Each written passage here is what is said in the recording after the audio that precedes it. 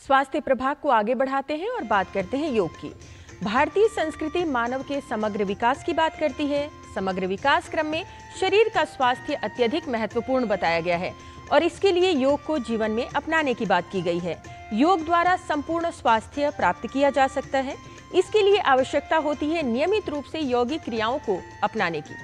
आइए जान लेते हैं उन यौगिक क्रियाओं को जो रीढ़ को मजबूत करने में उपयोगी है। रीढ़ की हड्डी जो हमारे शरीर का मुख्य आधार है, इसी पर हमारे शरीर का ढांचा बना हुआ है। ढांचे को तो ये बनाता ही है, साथ ही हमारे नर्वस सिस्टम का भी बहुत मुख्य साधक है, वाहक है। तो इस इम्पोर्टेंट ऑर्गन को हम आजकल बिल्कुल नजरअंदाज कर रहे हैं। स्क्रीन के सामने घंटों झुक कर काम करते हैं, अकड़न आ जाती है। वो नहीं है तो मोबाइल लेकर घंटों बैठे रहते हैं, तो गर्दन और पीठ में बहुत अकड़न आ जाती है। ऐसे में योग में एक बहुत सुंदर आसन है पर्वत आसन, जो हमारे स्पाइन की सारी समस्याओं को दूर करने में बहुत मददगार है।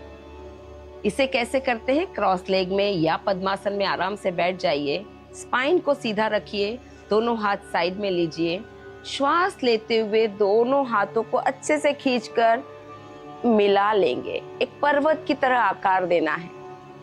ये पर्वत आसन हमारे पूरे स्पाइन को खिंचाव दे रहा है। देखिए पूरा शरीर ऊपर की ओर खींचा हुआ है, तो कोई भी अकड़न जकड़न जो शरीर में आ गई थी वो रिलीज हो जाती है। धीरे से हम हाथों को बाहर लेकर वापस आएंगे। इसके वेरिएशंस भी हम जानते हैं। वेरिएशन किस तरह करेंगे? पहले पर्वत आसन में आ जाइए, यहीं पर श्वास छोड़िए और श्वास लेते हुए साइड में बैंड होना।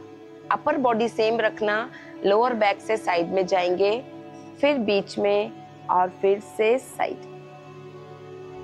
शरीर का लचीलापन बढ़ता है और साइड में जो फैट आ गया ना, वो भी बहुत धीरे धीरे कम हो जाता है। तीसरा वेरिएशन हम देखते हैं।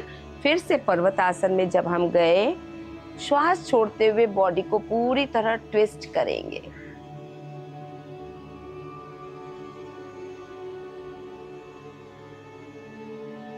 ये हमारी स्पाइन को एक बहुत अच्छा ट्विस्ट देता है। तो जब ट्विस्ट मिलता है तो जो नसों में कोई कसाव आ रहा था वो खुल जाता है।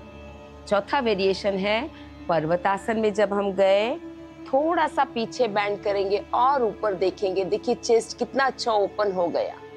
और श्वास छोड़ते हुए धीरे धीरे आगे झुकेंगे, जमीन के पैरेलल अपने हाथों को करेंगे और 6 से 8 सेकंड यहीं पर रुके रहेंगे। धीरे धीरे हम वापस पूर्व स्थिति में आएंगे और आसन को रिलीज कर देंगे। और भी इसके प्रैक्टिकल टिप्स जानते हैं हम गुरु माँ डॉक्टर हंसा जी योगेंद्र से। नमस्कार। अपनी स्पाइन को हेल्दी रखने के लिए बहुत ज़रूरी है कि हम एक्टिव रहें फिजिकली। एक ही जगह लंबे समय तक बैठना गलत होगा, इसलिए हर आधे घंटे में थोड़ा उठ के चल लें और फिर बैठें। चलना स्पाइन के लिए बहुत अच्छा है। वॉकिंग गुड एक्सरसाइज जो भी करनी है। स्पाइन के लिए पोस्चर को ठीक रखें, हमेशा सीधे रहे, सीधे चले, बैक सीधी रहे और जितना हो सके वजन उठाते वक्त ध्यान दें कि जिससे स्पाइन में इंजरी ना हो।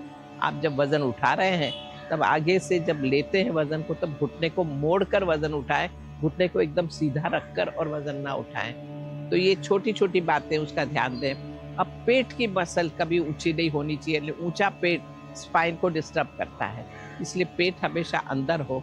वजन ऐसा ना बढ़ जाए कि स्पाइन पर उसका वजन पड़े, और इसलिए ये सब बातों का भी साथ में ध्यान रखना।